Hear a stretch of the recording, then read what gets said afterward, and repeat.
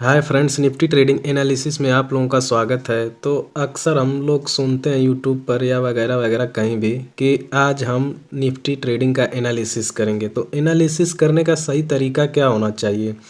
अक्सर लोग बोल देते हैं कि मार्केट का एनालिसिस करना चाहिए, लेकिन लोग एक ही टाइम फ्रेम पे और एक ही जगह एनालिसिस करके दूसरे दिन मार्केट में घुस जाते हैं। यही सबसे गलती होती है।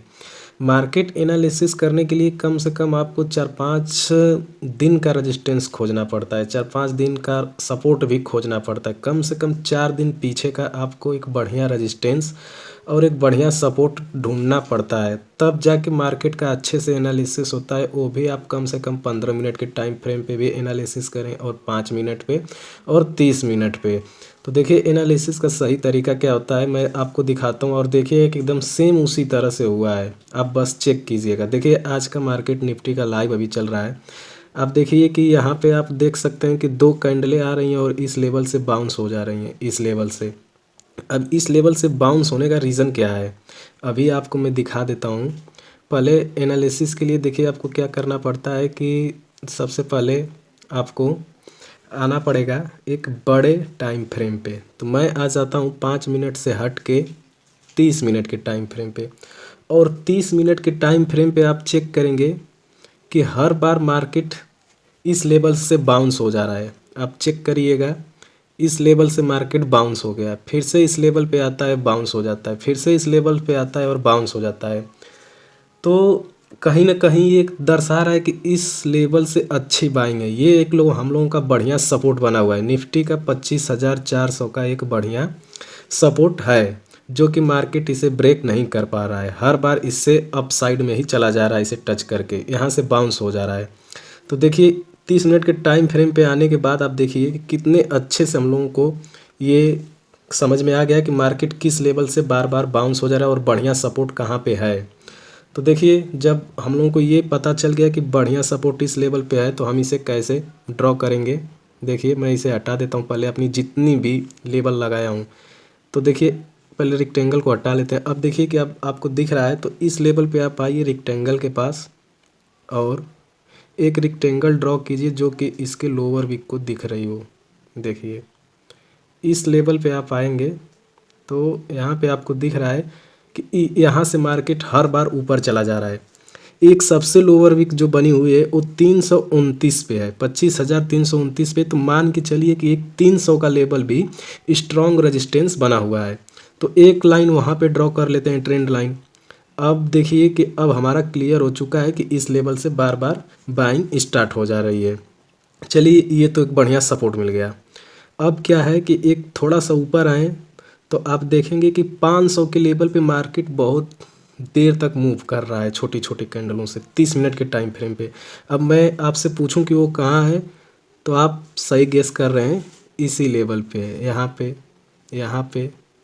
और देखिए ये तो ब्रेक डाउन हुआ है और आप एक यहाँ पे देख सकते हैं। तो जब इस लेवल में बार बार मूव कर रहा है तो एक यहाँ भी रेजिस्टेंस हम लोगों का बना हुआ है बढ़िया। यहाँ भी कॉल और पुट राइटिंग बढ़िया चल रही है। तो ये हमारा लेवल जो है ये 25,500 का लेवल है। एक ट्रेंड लाइन यहाँ पे मैंने ड्रॉ कर लिया 25,500 के लेवल पे। चलिए फिर वापस से अगर अप साइड में जाएँ तो 25, अब देखिए यहाँ पे मैं अगर आपसे पूछूं कि सबसे ज़्यादा कहाँ पे कैंडलें मूव दिखा रही हैं, छोटी छोटी ज़्यादा टाइम स्पेंड कर रहे हैं, तो आप एकदम सही गेस कर रहे हैं, यहाँ पे और यहाँ पे इस लेवल पे। ये लेवल क्या है, 600 का। तो मैं एक ट्रेंड लाइन 600 पे के लिए अपना लगा लेता हूँ। अब मैं आता हूँ छोटे फ्रेम टाइम पे, 5 मिनट के टाइम फ्रेम पे।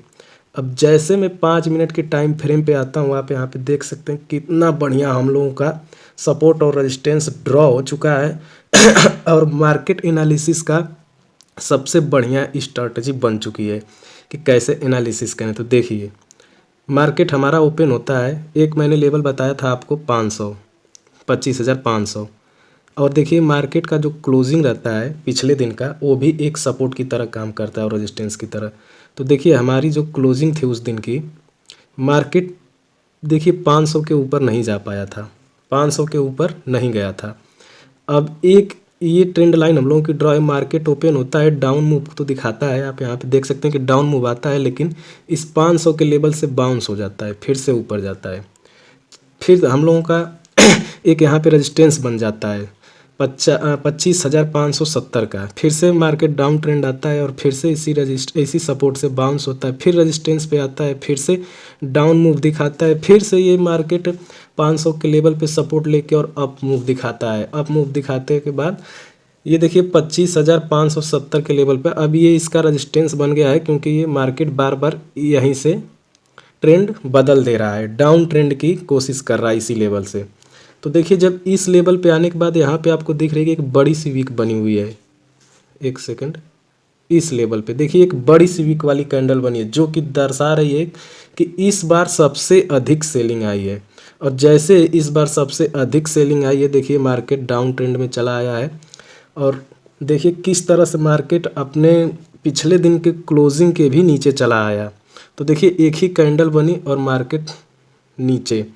तो देखिए अब फिर से यहाँ से डाउन ट्रेंड धीरे धीरे फॉलो करता है और वापस से इसी सपोर्ट एरिए पे आके मार्केट इसी सपोर्ट पे आके आप देख सकते हैं कि फिर से बाउंस होना चालू हो गया और यहाँ से एक अप मूव आ सकता है।